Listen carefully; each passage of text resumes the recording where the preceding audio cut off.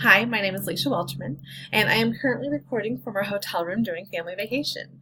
I am the instructional coach for the Turner School District, and I'm split between 4 different elementary schools, working with approximately 25 4th and 5th grade teachers.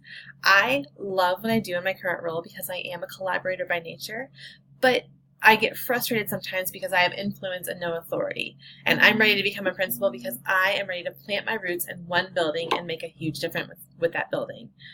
What I'm noticing is that teachers are overwhelmed. We have a ton of different data points and we're hearing different things from different people rather than having one solid focus. Teachers are struggling with trying to differentiate for the different needs of their learners. We work in a very low SES area, so we need to be trauma sensitive and trauma informed, and some of us are struggling with that. But again, I feel like that goes back to the PD that we have, and we don't have a focus or follow through. So as a building administrator, I would like to change that. I am ready to collaborate with one staff and evaluate the current reality in that building.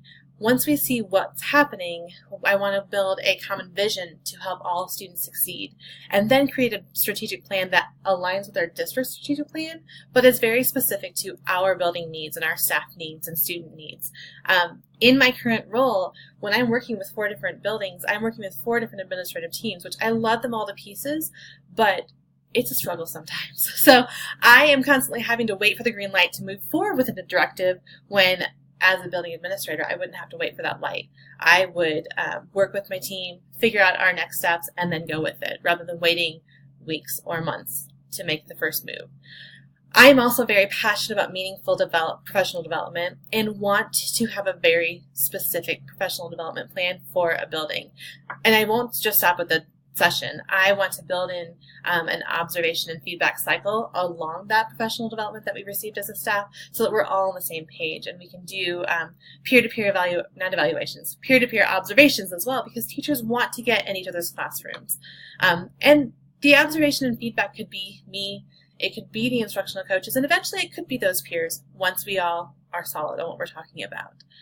My personal experiences with supervisory responsibilities has been very minimal. I've always been willing to take on leadership positions, but nothing has been in a position where I have to evaluate someone else. I conduct classroom observations at least 4 times a year with my new teachers to Turner, but it's part of our mentor program, so it's strictly for growth, and I'm there as a support staff rather than for evaluation.